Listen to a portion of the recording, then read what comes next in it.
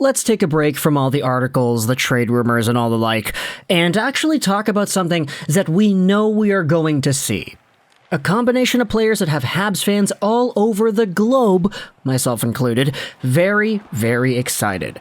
Of course, we're talking about the Montreal Canadiens' projected first line for the 2022-2023 season. It's involving two players that have been on the team before, one player who is brand new, and in this commentary, I just kind of wanted to explore the possibilities as to where these guys could go next season, and I wanted to talk about individual point percentages as well, because when it comes to projecting how well these guys can do in their first season together, I think we're going to be having this debate endlessly until the season actually begins and we actually see them come together, play hockey, and exhibit the skills that they have. So of course, we're talking about what I'm going to be dubbing as the Slafkovsky line. Slafkovsky, that's kind of the more phonetically correct way to say it, because when we're talking about these three guys, different parts of their last names kind of combine to make the bigger part of what is sounding like the last name of the new guy. We're talking about Juraj Slafkovsky, Nick Suzuki, and Cole Caulfield. So you could see the bits and pieces, right? Slav is from Slafkovsky, the Koff is from Caulfield, and then the key, or the ski, is from Zuki from Nick Suzuki. Yeah, it's kind of stupid what I'm saying here, but it's kind of funny, isn't it? So let's go over the Slafkovsky line and go over how exactly these guys can fare in their first full NHL seasons based off of what we know from Caulfield and Suzuki and what we can expect from Juraj Slafkovsky as well.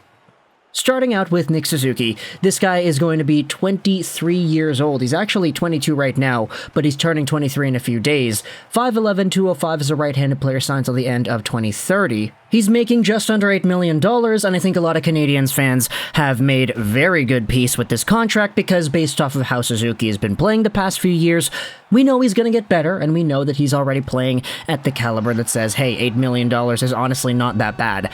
In fact, it's not even really that bad at all, considering he got 61 points in 82 games played on the worst team in the league.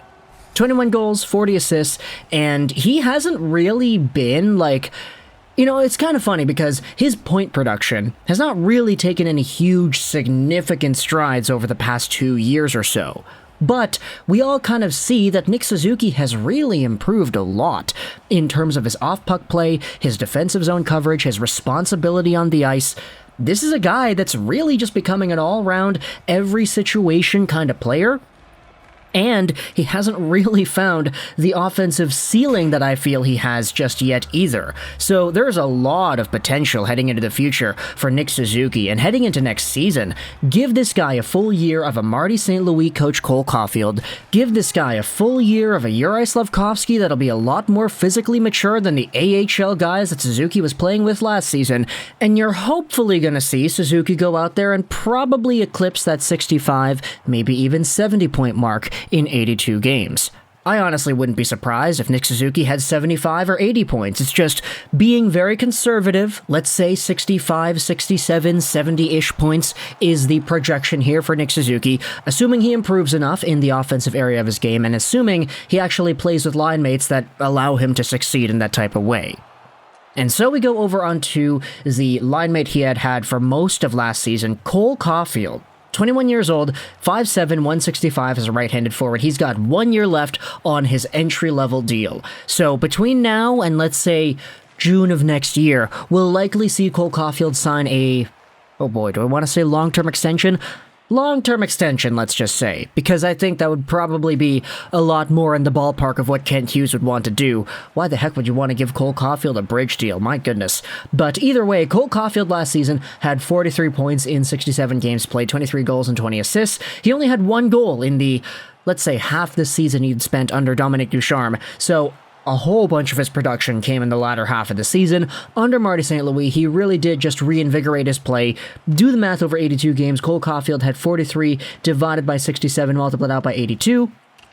He was on pace for 50 points on the season, which really isn't bad in general, just as a regular old rookie who is playing his first full year in the National Hockey League. He also was on pace for 28 goals on the season, which is including the Dominic Ducharme sample, which really paints a picture as to how good Cole Caulfield was at forcing his hand, at scoring goals, at doing all the things that we had fallen in love with Cole Caulfield in the playoff run last year under Marty St. Louis. He had 12 points in 20 games played as the team went to the Stanley Cup Finals after being the Hobey Baker winner that year and just absolutely lighting the AHL on fire too.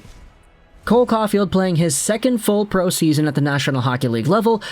I could understand if you're going out there and being a little bit worried because, oh, there's a sophomore slump, there's a lot of NHL teams that have more tape on Cole Caulfield because he played a full season, now it's going to be a lot easier for them to shut him down, therefore I'm kind of worried. That's a very fair perspective to have. It's just, I do think that with players that are as good as Cole Caulfield is, it's a lot more difficult to say that the sophomore slump is a guarantee to happen. Heck, we might even see Cole Caulfield go out there and do the old Nick Suzuki thing, where he gets the same amount of points, maybe in a significantly fewer amount of games played, while also working on a whole bunch of other aspects to his game as well.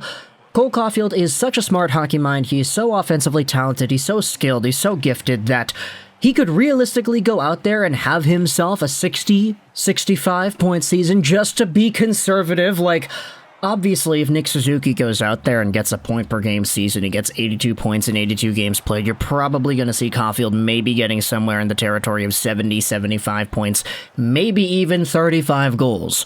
So I'm just being very conservative for the sake of saying, hey, this is like the bare minimum that I feel that Caulfield is going to be able to get under a pace of 82 games played. Obviously, if he only plays like 30 games, knock on wood, he actually plays the full season, then of course he's not getting 70. But for Cole Caulfield, I definitely do think that this guy, under a full year of St. Louis, give this guy an absolute opportunity on the power play, give him a number one line spot, and you have yourselves a player that meshing with Suzuki and Slafkovsky is likely going to go out there and get 30 goals in his second NHL season.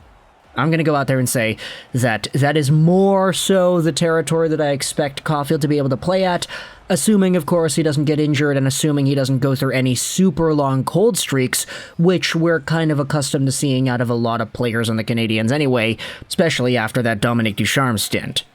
Heading over onto the final piece of the first line, the Slafkovsky line, it is Juraj Slafkovsky. He was taken first overall by the team in the 2022 NHL entry draft, signed until the end of 2025 on his entry-level deal, 6'4", 229. He has the size, he has the power, he has the body, the physical nature that Suzuki and Caulfield both lack, and he did not really produce all too well in the Finnish Liga. 10 points, 31 games played. That is a stat line that is a lot worse than what Jesperi Kotkaniemi had. It's worse than what Kaapo Kakko had. It's worse than what Puljujarvi and Laine and Barkov had in their Finnish Liga seasons.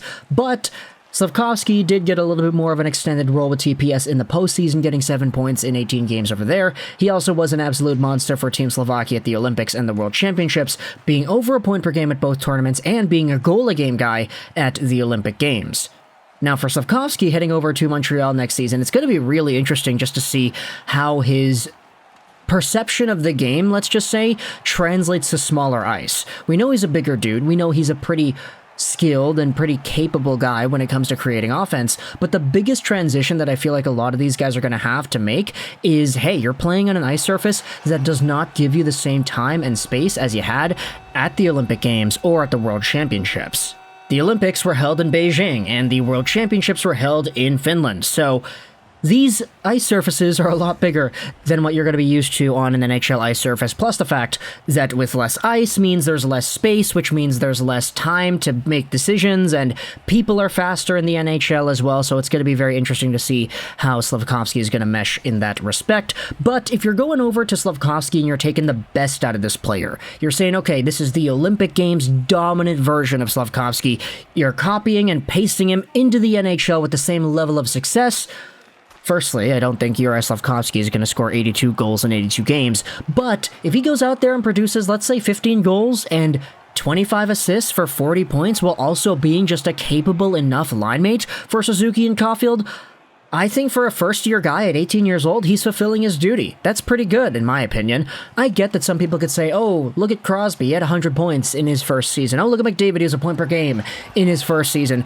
But you gotta remember, with a lot of the first overall picks recently, it's been taking a while for them to come out here and actually do damage. Jack Hughes and Alexis Lafreniere both took a while to break out. You could debate Lafreniere has not done that yet.